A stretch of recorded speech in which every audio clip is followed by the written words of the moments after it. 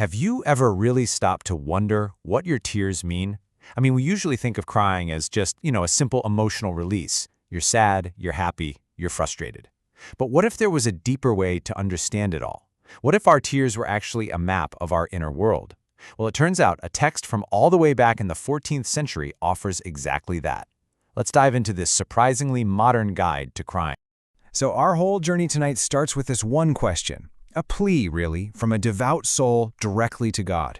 The soul isn't just crying, it wants to know why. It's this deep, profound desire to understand the purpose and the real meaning behind its own tears. And this is the question that kicks off this entire incredible explanation. Now, this question comes from a really fascinating text called The Dialogue of Divine Providence. It was written by Catherine of Siena. And in it, she basically documents a conversation, a real dialogue, between a human soul and God. The soul is pretty much asking for a divine breakdown of human emotion, and it all begins with this mystery of why we weep. And what's amazing is God answers. This isn't some distant, silent deity. The response we get is direct, it's compassionate, and it's ready to explain everything.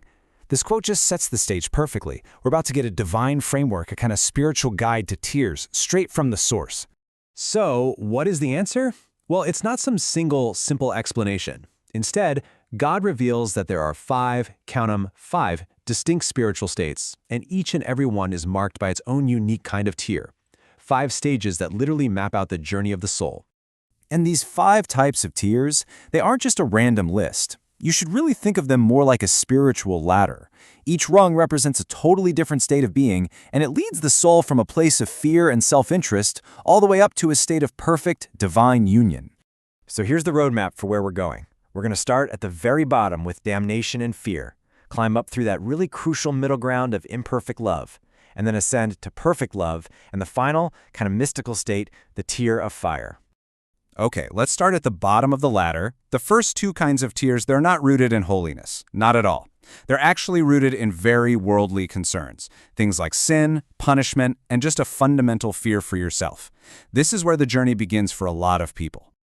The motivation here is absolutely key. The text explains that these first 2 tiers grow from what it calls the tree of self-love. The first tier is for people still deep in sin, and the second is for those who've stopped but are still crying because they're afraid of being punished. In both cases, it's all about me, my safety, my suffering. It's totally self-centered. All right, now we climb up to the 3rd tier, which is a huge turning point on this ladder. The text calls it unvollkommene Liebe, or imperfect love. At this stage, the soul has moved beyond pure fear. It actually feels a genuine love for God, but, just like the name says, it's not quite pure yet. It's still a little mixed up with self-interest. The text describes these as tears of sweetness. The soul is starting to taste the joy of connecting with the divine, and it weeps from that pleasure. But here's the catch. They're crying because of the good feeling they are getting. The focus is still partly on their own spiritual happiness, not just on God alone. Okay, now we're ascending to the higher rungs of the ladder. And up here, the whole reason for crying shifts, and it shifts dramatically. It's no longer about fear or getting that sweet feeling. It becomes all about a selfless, expansive love for God and for everybody else. And this really shows the change perfectly. While that 3rd tier is about the joy of receiving love, the 4th tier is all about the joy of giving love.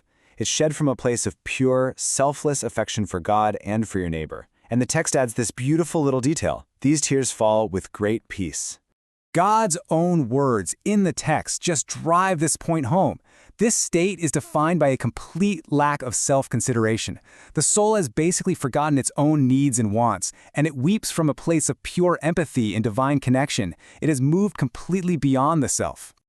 So we've climbed all the way from fear to selfless love. But believe it or not, there is one final rung on the ladder.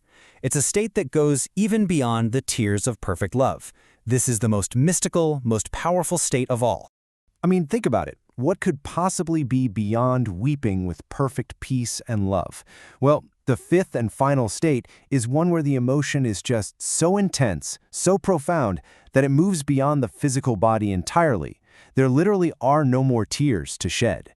This is what the text calls Tränen des Feuers, the tear of fire. And no, it's not a liquid shed from the eyes. It's a fire of love that burns in the heart. It's a state of being completely consumed by divine love, a weeping of the soul itself.